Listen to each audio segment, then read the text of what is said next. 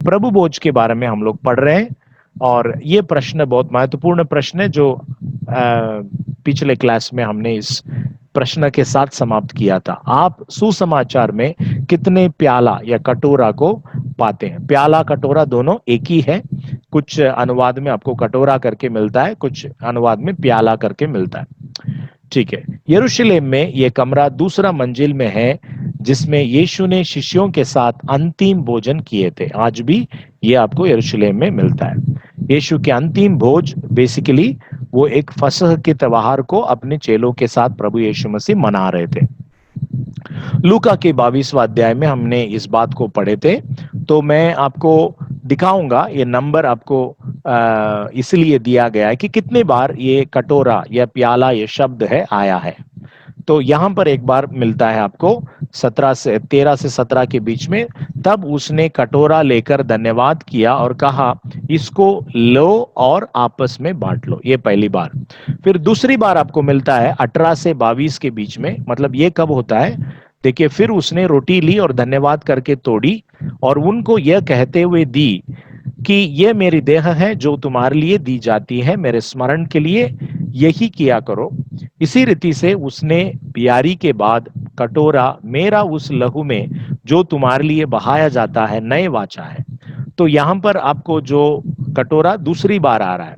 पहली बार रोटी को खाने के पहले और बाद में रोटी खाने के बाद यहां पर ये आपको मिलता है, दूसरी बार मिलता है, जहां पर प्रभु यीशु मसीह उसके लिए कुछ पहचान करके भी दे रहे हैं कि मेरे उस लहू में जो तुम्हारे लिए बहाया जाता है नए वाचा है करके कह रहे हैं। मत्ती में यही बात आपको थोड़ा सा और अलग तरीके से मिलता है। फिर उसने कटोरा लेकर धन्यवाद किया और उन्हें देखकर कहा, तुम सब इसमें से पियो, क्योंकि ये वाचा का मेरा वो लहू है जो बहुतों के पापों के लिए, पापों की क्षमा के निमित्त बहाया जाता है।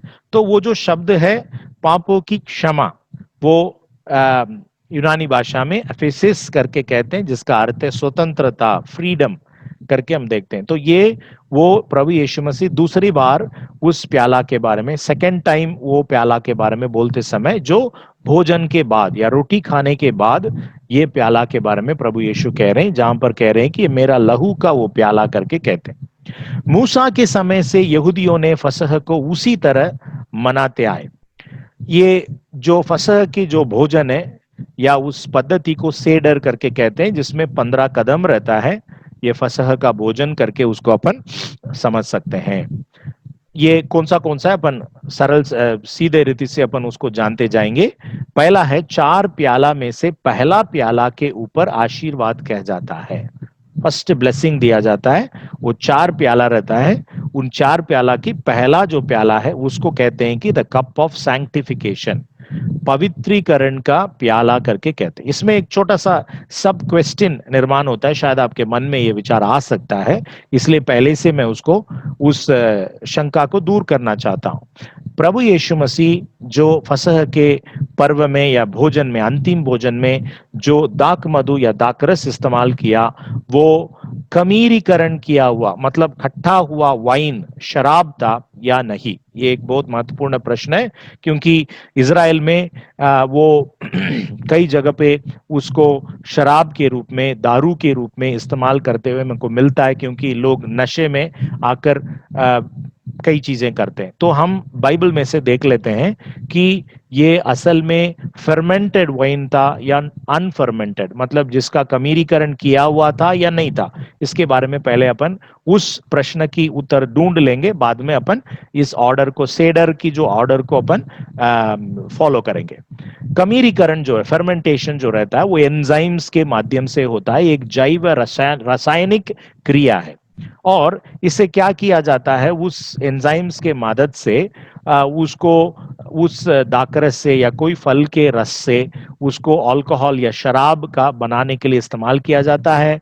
पाव रोटी जो है, ब्रेड रहता है या बिस्किट रहता है, इनमें भी इसका उपयोग रहता है। दही, सिरका, विनीगर और अन्य पदार्थों में इसकी उपयोग आप देख सकते हैं। हमारे भारत देश में और के विशेष रीति से दक्षिण भारत में आपको इडली डोसा बहुत फेमस है। उसके लिए जो आटा पिसाया जाता है उसको खमीर मिलाकर नहीं बनाया जाता, परंतु उसको नमक मिलाकर रात में इकट्ठा किया जाता है।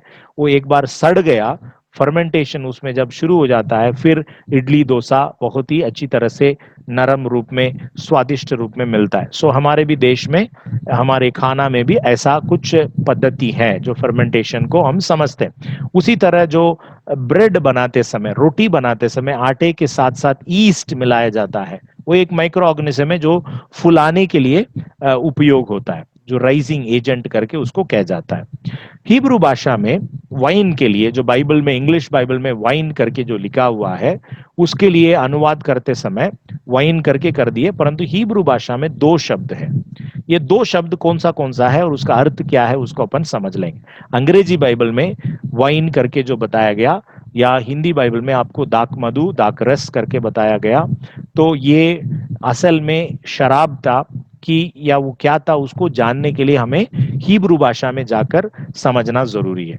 तो ये पहला जो टाइप का जो वाइन है जो बाइबल में बताया गया, वो अल्कोहलिक वाइन है, उसको यायीन करके हिब्रू भाषा में कहते हैं, जो फर्मेंटेड वाइन है, जो ऐसे फेस के साथ फेस निकलता है, उसी को ही यायीन कह जाता है। इसके लिए उदाहरण मैं आपको दिखाऊंगा। उत्पत्ति 9:21 नूह के बारे में बताया गया है, और वो दाख मधु पीकर मतवाला हुआ और अपने तंबू के भीतर नंगा हो गया। मतलब उसको महसूस ही नहीं हुआ कि वो निर्वस्त्र पड़ा है, क्योंकि वो नशे में आ गया। तो नशा देने वाला दाक मधु है, ये अल्कोहलिक वाइन। उत्पत्ति 19:32 से 34 लूत की बेटियों का वार्तालाप है ये। लूत अपने परिवार के साथ सोदोम से बाहर आने के बाद उसकी पत्नी तो नमक का कंबे बन जाती है। तो अभी लूत की दो बेटियां और लूत है, तो आपस में ये क्या बोल रहे हैं देखिए। मतलब बड़ी बहन छोटी बहन से कह रही है, हम अपने पिता को दाक मधु पिलाकर उसके साथ सोएं, जिससे कि हम अपने पिता के वंश को बचाए रखें। सो उन्होंने उसी दिन रात के समय अपने पिता को दाक मधु पिलाया। तब बड़ी बेटी जाकर अपने पिता के पास लेट गई, पर उसने उसने न जाना कि वो कब लेटी और कब उठ गई। मतलब नशे में उसको ये महसूस ही नहीं हुआ कि कौन उसके साथ क्या कर रहे हैं। तो ये जरूर अल्कोहलिक वाइन। मतलब ये घटना के बारे में आपको इंफॉर्मेशन नहीं दे रहा हूं, परंतु ये दाकमधु करके जो उपयोग में आया, या वाइन करके जो आया है, उसका विवरण मैं आपको दे रहा हूं। निर्गमन 29वें अध्याय के 40वें पद में परमेश्वर अनेक प्रकार की जो मतलब भेंट को लाने के लिए कहता है। तो उस वक्त प्रभु ये कह रहा है, एक एक भेड़ के बच्चा के संग हीन की चौथाई कुटके निकले हुए तेल से सना हुआ एपो का 10वां भाग मैदा, और अर्घ के लिए, मतलब वो ड्रिंक ऑफरिंग के लिए ही चौथाई दाक मधु देना। मतलब यहां पर जो इस्तेमाल हुआ है वो फर्मेंटेड वाइन, यायीन। पहला शमूएल पहला अध्याय 13-14 में हन्ना के जो कहानी पढ़ते हैं अपन, हन्ना मनी मन कह रही थी, और उसके ओंठ तो हिलते थे, परंतु उसका शब्द न सुन पड़ता था। इसलिए एली, उसने ये समझ लिया, क्या समझा, कि वो नशे में है, मतलब वो दारू पी के है। तब एली ने उससे कहा, तू कब तक नशे में रहेगी, अपना नशा उतार। तो यहां पर भी यायीन ये शब्द इस्तेमाल हुआ है। तो ये सब याहीन जहां इस्तेमाल हुआ है, वो सब जगह अल्कोहलिक वाइन, मतलब ये दाक मधु है, दारू है, शराब है। एक दूसरी प्रकार की हिब्रू भाषा में तिरोश करके वो शब्द है, जो just squeezed out fresh grape juice, non alcoholic wine. मतलब ये जिसमें नशा नहीं है, ऐसे प्रकार की दाकरस के बारे में तिरोश करके हम देखते हैं। इसके लिए उदाहरण उत्पत्ति 27-28 में ईसाक एसाव के आशीर्वाद याकूब को दे देता है अनजाने में, क्योंकि याकूब उसके सामने ऐसा वेश पहन के आता है, एसाव के समानता में वो अपने आप को पेश करता है, और ईसाक उसको आशीष देता है। सो परमेश्वर तुझे आकाश से ओस और भूमि के उत्तम से उत्तम उपज और बहुत सा अनाज और नया दाक मधु दे। तो शायद नया दाक मधु से थोड़ा बहुत हमको हिंदी भाषा में ही कुछ समझ में आ जाता है कि ये पुराना दाक मधु नहीं है, फ्रेश जो ग्रेप जूस है, मतलब तियारोश ये शब्द इस्तेमाल हुआ। गिनती 18-12 में फिर यहोवा हारून को कह रहा है, फिर उत्तम से उत्तम नया दाक मधु और गेहूं, अर्थात उनकी पहली उपज जो वे यहोवा को दे, वह मैं तुझको देता हूं। मतलब इजरायली लोग आकर जो यहोवा के लिए देते हैं उसको प्रभु निकाल कर हारून को देता है। क्या क्या देता है उसमें, उस लिस्ट में ये देखते हैं, उत्तम से उत्तम नया दाखमधु, तियरोश, फ्रेश ग्रेप्स यहां बताया गया। व्यवस्था विवरण 7वां अध्याय की 13वें पद में, और वह तुझसे प्रेम रखेगा और तुझे आशीष देगा और गिनती में बढ़ाएगा, और जो देश उसने तेरे पूर्वजों से शपथ खाकर तुझे देने को कहा है उसमें वो तेरी संतान पर और अन्न, नए दाख मधु और टटके तेल आदि भूमि के उपज पर आशीष दिया करेगा, और तेरी गाय बैल और भेड़ बकरियों को बढ़ती करेगा। देखिए देखिए यहां पर भी परमेश्वर के आशीष में दिया गया है कि नया देश में जब वो पहुंचेंगे परमेश्वर उनको तियरोश देंगे, फ्रेश ग्रेप्स देंगे, ग्रेप जूस। नीति वचन 3:10 में भी, इस प्रकार तेरे कथे भरे और पूरे रहेंगे और तेरे रस कुंडों से नया दाख मधु उमंडता रहेगा। मतलब यहां पर भी आपको नॉन अल्कोहलिक वाइन इस्तेमाल हुआ है। तो ये प्रश्न जो रहता है कि यीशु मसीह वहां पर क्या पिए थे या क्या इस्तेमाल किए थे, ये नए दाख मधु है, क्योंकि फसह के त्योहार में कोई भी प्रकार की कमीरीपन, मतलब फर्मेंटेड चीजें, लेवेंड चीज वहां पे उपयोग नहीं हो सकता है। बाकी जगहों में, कई जगह पे वो जो फर्मेंटेड वाइन है उसको, इवन प्रभु अपना पहला चमत्कार में भी वो जो परमेश्वर ने जो चमत्कार किया, पानी से दाखरस बनाया, वो यायीन है। तो ये बात आप ध्यान में रखिए। ओके, ग्रीक में आपको ये दोनों के लिए कोई फर्क नहीं दिया गया, ये इसलिए वो दिक्कत है, परंतु हिब्रू भाषा में पुराना नियम में ये दोनों के लिए अलग अलग शब्द उपयोग में है। ग्रीक बाइबल में इसका फर्क आपको उसके संदर्भ से ही या संस्कृति के आधार पर ही समझ सकते हैं। ओके, वो ऑर्डर पर आ जाएंगे। पहला ब्लेसिंग है, फिर बाद में मेजबान ने अपना हाथ धोता है, जो वहां पर होस्ट है, यहां पर प्रभु यीशु मसीह है, अपना हाथ धोते हैं। फिर 3 में से बीच का एक मज्जा, मतलब अखमीरी रोटी का 3 रोटी लेते हैं, उसमें से बीच वाला है उसको 2 हिस्सों में तोड़ा जाता है। प्रभु यीशु मसीह रोटी लेके तोड़ते हैं ना, वो तीसरा वाला जो रोटी है, मज्जा है, उसको उन्होंने तोड़कर अपने चेलों को दिया। ओके, 3 में से इसको तोड़ने के बाद क्या किया जाता है, तोड़े हुए हिस्सों में से एक भोजन के अंत तक छिपाया रहता है। मतलब आधा टुकड़ा जो रहता है उस टुकड़े को कहीं छिपा के रख देते हैं, उसका एक कारण है। ओके, और उसको छिपा के रखने के बाद उसका अगला कदम यह रहता है कि फसह की कहानी बताई जाती है, क्योंकि परिवार में हमेशा छोटे बच्चे भी रहते हैं, इसलिए उनको दोहराया जाता है, ये स्टोरी हर साल दोहराया जाता है कि किस रीति से परमेश्वर ने उनके पूर्वज को उस मिस्र की गुलामी से, दास्तव से बाहर निकाल कर ले आया। और फिर दूसरा प्याला रहता है, सेकंड कप ऑफ वाइन रहता है, उस प्याला को कहते हैं न्याय का, या जो जजमेंट परमेश्वर ने उस न्याय को किया था उसको दर्शाने वाला दूसरा प्याला है, सेकंड कप ऑफ वाइन। उसके बाद सभी लोग अपने हाथ धोते हैं, मतलब अभी खाना खाने के लिए बैठने वाले हैं, तो इसलिए जो मेज में बैठे हुए सब लोग अपने हाथ धोते हैं। और उस वक्त ये कड़वे पत्ते, जो कड़वे साग पात जो रहता है, बिटर हर्ब्स, वो खाई जाती है। निर्गमन 12:8 में प्रभु कहते हैं मेमने के साथ अखमीरी रोटी और कड़वे साग पात के साथ उसको खाना चाहिए। और इसको मरोर करके उनकी भाषा में कहते हैं, ये इसलिए कि उनके दुख को, उनके क्लेश और कड़वा जो जिंदगी था वो जो मिस्र में रहते समय, उसको याद दिलाने के लिए ये कड़वे पत्ते हैं। फिर मुख्य भोजन जो है बुना हुआ मेमना है। फिर उसके बाद भोजन के बाद आशीर्वाद कह जाता है, blessing is said after the meal. फिर मज्जा का तोड़ा हुआ आधा हिस्सा जिसे छिपाया गया था वापस मेज पर लाया जाता है। देखिए, जो छिपा के रख देते शुरुआत में, उसको वापस मेज में लाते हैं। इसको एक छोटा बच्चा, घर में जो छोटा बच्चा है, उसको वो ढूंढ कर उस रोटी को लाकर पहुंचा देता है मेज में। लाया गया मैजा को टुकड़ों में तोड़कर वितरित किया जाता है, सभी लोग उस रोटी को खाते हैं। मतलब जो वापस लाया गया उसको वो लोग तोड़कर मेज में जितने भी बैठे हैं सबको दिया, उसको बांट दिया जाता। उसके बाद तीसरा प्याला है। इस तीसरा प्याला का अर्थ है छुटकारा, फ्रीडम। परमेश्वर स्वतंत्र कैसे किया उसके बारे में ये दर्शाता है, ये उनको याद दिलाती है। और उसके बाद एक घटना होता है, एक बच्चा दरवाजा खोलता है यह देखने के लिए कि क्या एलिया आया है या नहीं।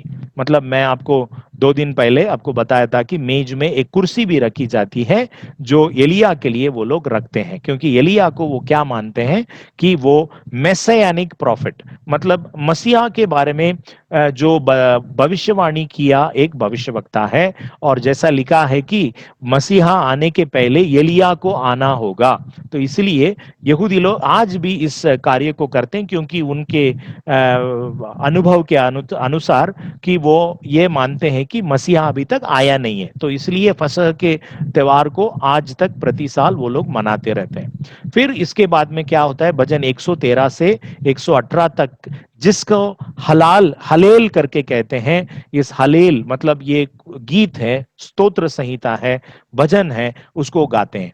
ये गाने के बाद आखिरी वाला जो चौथा प्याला है, जिसको द कप ऑफ प्रेस या स्तुति की प्याला करके वो मानते हैं। ठीक है, ये चारों प्याला ही हमारे लिए बहुत महत्वपूर्ण है, बाकी चीज भी बहुत जरूरी है, परंतु आज अपन इस प्याला के ऊपर ही हमारा डिस्कशन होने जा रहा है। मैं निकालूंगा ये जो निर्गमन 6वें अध्याय की 6 से 7 वचन, 6-7 वचन के आधार पर ये 4 प्याला है। पवित्रीकरण, कप ऑफ सैंक्टिफिकेशन। दूसरा है, मैं मिस्रियों को दंड देकर तुम्हें छुड़ा लूंगा, मतलब न्याय का प्याला है, द कप ऑफ प्लेग्स भी बोलते हैं, कप ऑफ जजमेंट करके भी बोलते हैं। तीसरा है, मैं तुम्हें छुड़ाऊंगा, I will deliver you, I will redeem you, जो छुटकारे का प्याला है। और आखिरी वाला चौथा वाला है, मैं तुम्हें अपना लूंगा, ये स्तुति का प्याला है, cup of press. Okay, cup symbolism जो रहता है यहूदी पवित्र शास्त्र में या बाइबल में, पुराना नियम जो है टानाक करके कहते हैं, उसमें प्याला की प्रतीक के बारे में अपन समझ लेंगे। इब्रानी शास्त्र में प्याला को परमेश्वर के न्याय के प्रतीक के रूप में इस्तेमाल किया जाता है। ये क्रोध और मुक्ति तथा न्याय और आशीर्वाद, ये दोनों तस्वीरें हमको दिखाती है।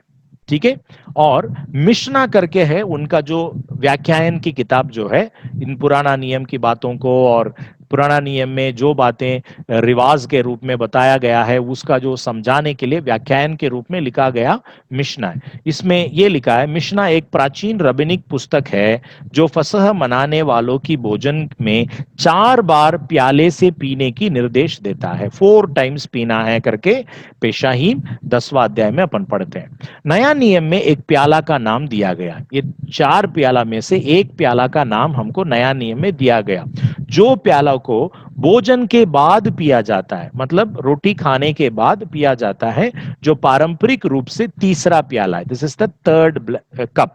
इस प्याला को यीशु ने कहा, मेरे लहू में नया वाचा जो आपके लिए। यीशु ने इसका पहचान करके दिया, नया अर्थ दे रहे हैं, this is the cup of new covenant in my blood which is shed for you. प्रेरित पौलुस इसी प्याले के बारे में ही चर्चा करते समय कहते हैं, धन्यवाद की प्याला या कप ऑफ ब्लेसिंग करके वो कहते हैं। और साथ ही इसका दूसरा भी नाम से वो पहचान करके दे रहे हैं नए नियम के विश्वासियों के लिए, प्रभु का प्याला, cup of the lord's cup करके वो कहते हैं। यीशु और पौलुस दोनों यहूदी परंपरा से कुछ प्रकाशन देते हैं जो पहले समझ में नहीं आया, मतलब ये किसके लिए इस्तेमाल था, वो क्या दर्शा रहा है, लोगों को मालूम नहीं था, बिना सोचे समझे उसको रीति रिवाज के रूप में वो उस कार्य को करते थे। परंतु अभी यीशु मसीह और पौलुस पुराना नियम में जो संबंधित उस बात को यहां पर खुलासा कर रहे हैं। यीशु ने यिर्मयाह 31 के वादे के संदर्भ देते हुए प्याला को मेरे खून से, मेरे लहू से नया वाचा करके उसको कह रहे हैं, क्योंकि यिर्मयाह नया वाचा के बारे में बातचीत करता है। परमेश्वर कहता है कि वो एक नया वाचा को निर्माण करेगा, क्योंकि पिछली वाचा मतलब पुरानी जो वाचा है टूट गई है। They have broken the covenant of God. Israeli लोग परमेश्वर की वाचा को तोड़ दिए, इसलिए यिर्मयाह के द्वारा प्रभु कहता है कि नए वाचा को मैं बांधूंगा। वाचा का उल्लंघन करने वालों के लिए परमेश्वर का क्रोध और न्याय आएगा। वाचा को कोई तोड़ नहीं सकता है, वाचा को जो तोड़ता है उसके लिए मृत्यु की सजा दी जाती है। ये इसलिए ये प्याला जो है भयानक है, टेरिबल कप। लेकिन इसके बजाय परमेश्वर ने अनुग्रह और उद्धार की एक नया वाचा का वादा करता है। उनके ऊपर असल में भयानक घटनाएं घटना चाहिए, परंतु परमेश्वर क्या कह रहा है कि अनुग्रह दूंगा, उद्धार की नया वाचा उनके साथ मैं वादा करूंगा। यीशु ने घोषणा किया कि यह नए वाचा उसके रक्त में उद्धार की प्याला से डाली जाएगी। यीशु मसीह के लहू के कारण ही वो संभव हुआ, वो उद्धार हम तक पहुंचने के लिए वो पॉसिबल हुआ। ओके, छुटकारा का प्याला हिब्रियों की मिस्र से निकालने का चिन्ह था। ये छुटकारा का प्याला उनको क्या याद दिलाता है कि उस दिन उन लोग एस्केप हो गए, वहां से छुटकारा पाए, वो बचकर बाहर निकले। यह सभी युगों के लिए परमेश्वर की योजना और उद्देश्य के लिए खड़ा था कि परमेश्वर कैसे अपने लोगों को मिस्रियों की गुलामी से छुटकारा देकर आया, उसके लिए चिन्ह के रूप में था। न्याय और उद्धार, क्रोध और छुटकारा को प्याला के रहस्य में एक साथ लाया जाता है, जो उस ऊपरी कमरे में मसीह द्वारा समझाया गया। प्रभु यीशु मसीह इस प्याला के बारे में समझाते समय ये कह रहे थे, उस ऊपर के कमरे में जब वो अंतिम भोजन कर रहे थे, न्याय और उद्धार और क्रोध और छुटकारा की इस प्याले के बारे में यीशु मसीह खुलासा कर रहे थे अपने चेलों को। यीशु प्रतीकात्मक तरीके से प्याला की बात नहीं कर रहे थे, मतलब वो चिन्ह के रूप में नहीं बोल रहे, वो उन घटनाओं का वर्णन कर रहे थे जो जल्दी ही उनके जीवन में घटित होगी।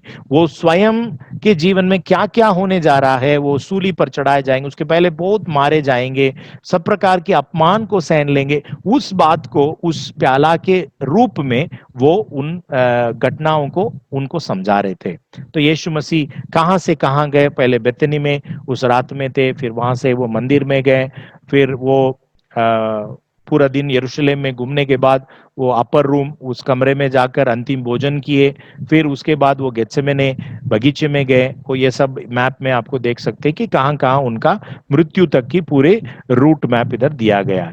ओके, बाद में उस शाम को गेत्सेमने की बगीचे में वो परमेश्वर से प्रार्थना किए कि हे पिता, यदि तू चाहे तो इस कटोरे, इस प्याले को मेरे पास से हटा ले, तो भी मेरी नहीं परंतु तेरी ही इच्छा पूरी हो। मतलब यहां पर प्रभु यीशु मसीह इस प्याला के बारे में, एक कप के बारे में बात कर रहे हैं, और वो अत्यंत संकट में व्याकुल होकर और भी हृदय वेदना से प्रार्थना करने लगा, और उसका पसीना मानो लहू की बड़ी बड़ी बूंदों की नाई भूमि पर गिर रहा था।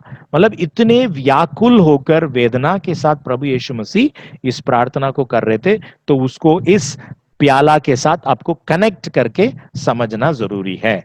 उनकी मानवता में यीशु ये इच्छा कर सकते हैं कि वो न्याय की प्याला उसके ऊपर से न गुजरे। यीशु मसीह मानवता के मतलब मनुष्य के रूप में आने के कारण वो ये बोल सकते थे, वो पवित्र थे, शुद्ध थे, उनके ऊपर कोई कलंक नहीं था, वो बोल सकते थे कि मेरे ऊपर से ये प्याला ना गुजरे, मतलब ये मुझे नहीं चाहिए। एक्चुअली ये प्याला किसके लिए है? उनको छोड़कर सब लोग जिन्होंने परमेश्वर की वाचा को तोड़े, वे उसके लिए योग्य था। मतलब हमारे लिए वो योग्य था, यीशु के लिए वो योग्य नहीं था। वो उसको वो पास कर सकते थे, नहीं चाहिए करके कह सकते थे, परंतु प्रभु यीशु मसीह ने उसको स्वीकार किया। फिर भी परमेश्वर के आज्ञाकारी पुत्र के रूप में यीशु को पता था, यदि वो पहले मानवता पर परमेश्वर की न्याय की प्याला को पिएगा, तो धन्यवाद की प्याला जो लोगों के उद्धार के लिए डाला जा सकता है। मतलब इसमें दो प्याला है, एक है the cup of God judgement, परमेश्वर की न्याय की प्याला, दूसरा है द कप ऑफ ब्लेसिंग, मतलब आशीष की जो प्याला है, छुटकारा की प्याला। तो यीशु मसीह को समझता, पूर्व ज्ञान था कि पहले मुझे वो प्याला को पीना पड़ेगा जो मनुष्यों के ऊपर परमेश्वर का क्रोध है, न्याय का प्याला है, उसको मुझे स्वीकार करना पड़ेगा, तभी तो आशीष का प्याला या छुटकारा का प्याला लोगों को दे सकते हैं। मतलब इनको एक प्याला पीना पड़ेगा, तभी लोगों को वो दूसरा प्याला, मतलब तीसरे नंबर का प्याला दे सकते हैं। पिता से अलग होने की पीड़ा के बावजूद हमारे प्रभु इस प्याले को पीने के लिए तैयार थे। कौन सी प्याला है? जो the cup of judgement, cup of plagues करके भी उसको बोलते हैं। इस न्याय को सहने के लिए, मतलब परमेश्वर का न्याय को सहने के लिए, इस भय और मृत्यु को झेलने के लिए तैयार थे, ताकि हम मुक्ति होकर क्षमा पा सके। हमारी मुक्ति के लिए, हमारे क्षमा के लिए ये तैयार हो गए।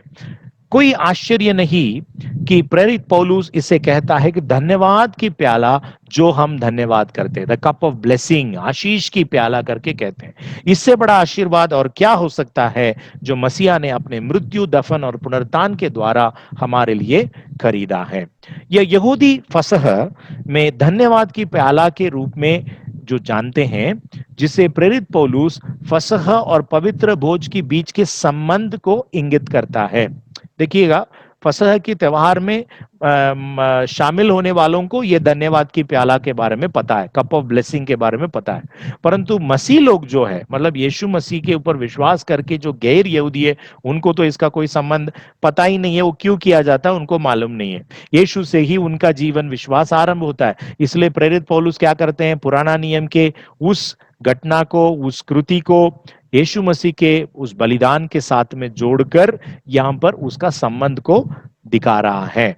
हमारे विश्वास का नाम है यहूदी ईसाई विश्वास, उसको अंग्रेजी में जूडियो क्रिश्चियन फेथ करके कहते हैं।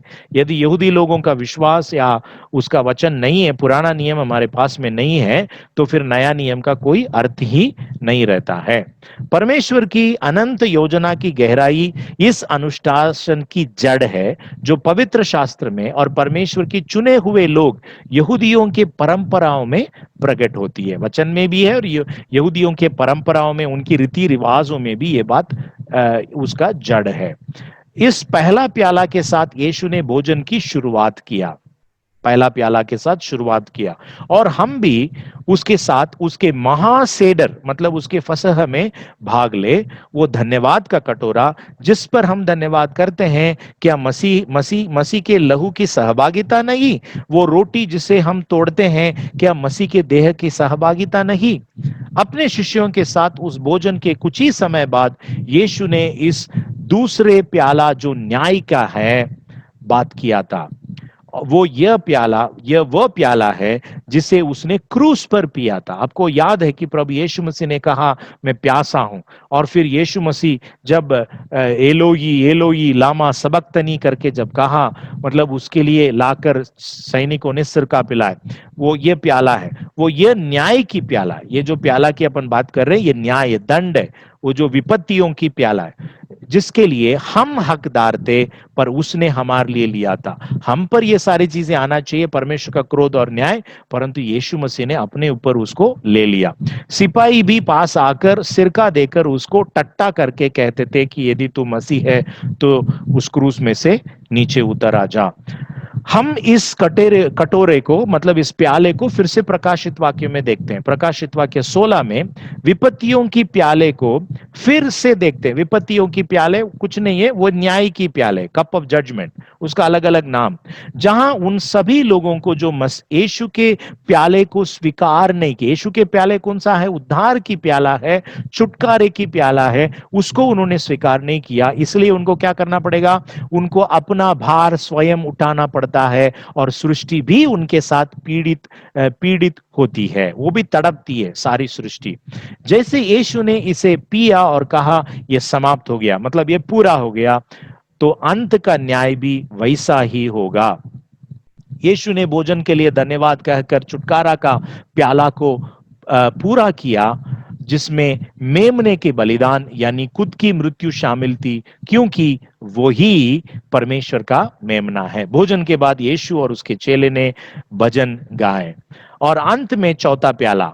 अपने शिष्यों के साथ भोजन के दौरान यीशु ने यह घोषणा किया कि जब तक कि परमेश्वर के राज्य नहीं आता, वो तब तक यह प्याला को नहीं पिएगा। मतलब फोर्थ कप के बारे में यीशु ने क्या कहा? मैं ये नहीं पीऊंगा। एक्चुअली देखिए, यीशु मसीह फसह के ही 4 प्यालाओं के ऊपर ही सब कुछ कर रहे हैं। पहला प्याला जो है ब्लेसिंग है, शुरुआत हो गया, उसके साथ सब शामिल होना है, परंतु दूसरा प्याला उन्होंने नहीं पिया। दूसरे प्याला क्रूस में पीते हैं। तीसरे प्याला छुटकारा का प्याला जो मेरे लहू है, ये वाचा है करके यीशु ने जो दिया, आपस में बांट लो। और ये चौथा प्याला के बारे में यीशु कह रहे मैं नहीं पीऊंगा जब तक परमेश्वर का राज्य नहीं आएगा।